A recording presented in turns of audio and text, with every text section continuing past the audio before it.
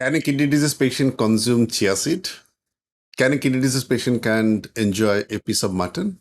There are thousands of questions which comes in the mind of a kidney disease patient. And unfortunately, the kidney disease has become global epidemic and all these problems will not get the right answer in the Google University or in the WhatsApp University. People are confused.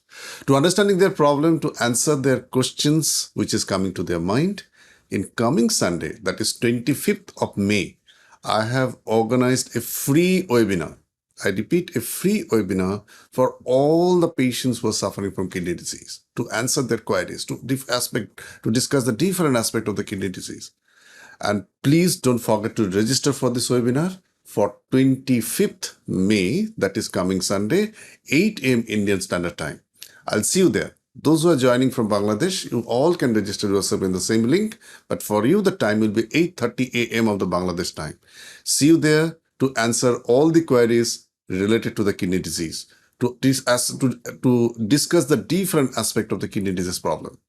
So be present and be tuned to see you on 25th May, 8 a.m. sharp Indian Standard Time on the free webinar. Don't forget to register yourself for the webinar right now.